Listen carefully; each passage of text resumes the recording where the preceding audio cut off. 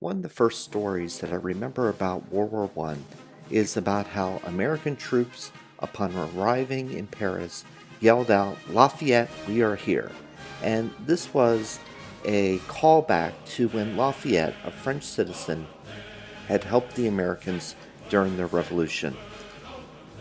In retrospect, more than likely, they should have said, "Sorry, it took 4 years to get here." Hi everyone, this is Mr. Trio, and today we're taking a look at the last chapter in our World War I topic, Why Did Germany Ask for an Armistice? We're going to focus on 4 focus points in this unit. The USA enters the war, the German offensive of 1918, the German Revolution, and why did Germany ask for an armistice? As a reminder, the purpose of this video is to talk about big ideas, key concepts, and why these are important. At the end, we'll have a small section on key vocabulary and also some sample questions. This video is not a substitute for reading the textbook. So when we take a look at America's entry into the war, one of the most important concepts to begin with is that America, up to this point, had been isolated. That big Atlantic Ocean had given them the opportunity to not be a part of European problems.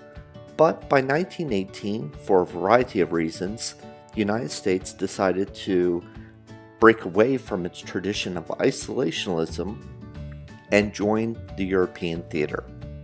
One of the key concepts to remember is that America had felt that Germany had been an enemy to them even before they entered the war. And one of the ways that this is illustrated is through the Zimmermann Telegraph. The Zimmermann Telegraph was essentially Germany's attempt to get Mexico to join the war on their side. Germany had hoped that if Mexico would win the war, then parts of Texas, Arizona, and New Mexico would be given to Mexico as a reward. And this is one of the last straws that the United States felt like it could handle. So in 1918, President of the United States, Woodrow Wilson, declared war on Germany and joined on the side of Great Britain and France. One of the important concepts to remember as we look at this particular unit is that the United States provided not only troops and weapons, but essentially the Allies at this point had been demoralized, and this was a much needed boost for morale. Now, this was also coinciding at the same time in which the Great German Offensive of 1918 was taking place. And this operation is often referred to as Operation Michael. The key concept, the big idea to remember with this particular unit is that the Spring Offensive, or Operation Michael, was sort of a last-ditch effort by the Germans to bring the war to an end before the full impact of the United States could be felt in Europe. Now, let's just take a look at the Spring Offensive of 1918 and why it failed. And I've created sort of a rough illustration of what is happening. If we imagine this green line as the Hindenburg Line, or the line in which German troops were located on the Western Front, it's important to recognize that they had taken a lot of time creating forts made of concrete and stone in order to defend their position. And they were built so well that many of them still exist today. The German offensive pushed beyond this Hindenburg Line into the Allied territories, and initially they had gained a great deal of territory. But because they had pulled away from this very strong line, essentially it made them vulnerable.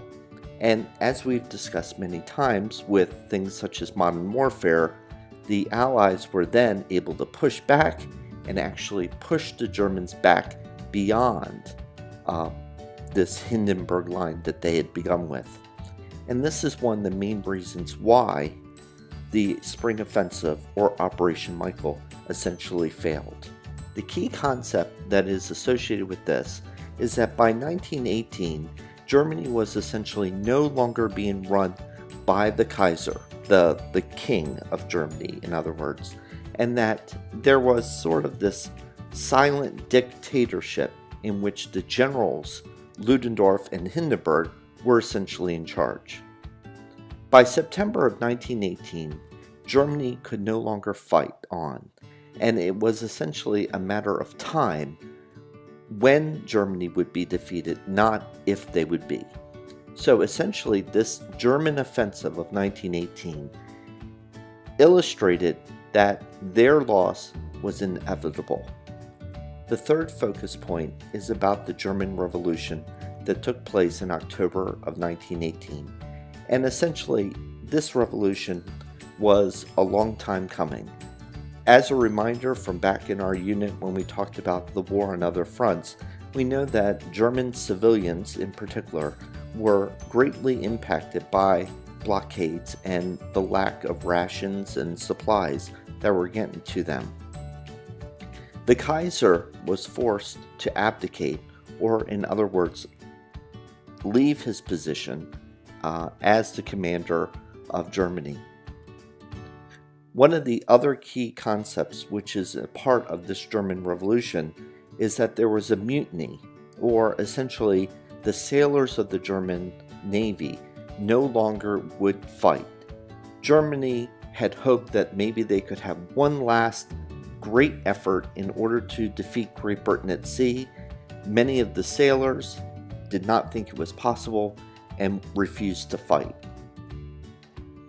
The war had been very difficult on German civilians, and by November of 1918, essentially they had pushed their government to ask for terms of surrender, or what is also known as an armistice. Now, why did Germany lose the war? Can we take a look at the conditions of Germany and say that there are no circumstances in which they would have been able to win? Well, there are key factors that we need to consider. The first is Germany had to fight a war on two fronts, while Great Britain and France did not. It's also important that the allies that Germany had were not as strong. The Austrian-Hungarian Empire by this point was old and tired, and Turkey and Germany never really worked well together. Germans also suffered greater casualties than the British and the French. American entry into the war is also a key factor, as we've discussed earlier. The Americans and British and French also had better weapons, which gave them a slight advantage in most of the battles. And finally, the blockades which Germany had suffered during the entirety of the war essentially took their toll in the end. Let's take a look at some key vocabulary that is important for this unit. Armistice, isolationism, Zimmermann Telegraph, Operation Michael, Hindenburg Line, silent dictatorship, October reforms, the Sailors' Mutiny, Weimar Republic, stabbed in the back, and German Revolution. What are some key questions that could come up during this unit? How important was U.S. entry to the war?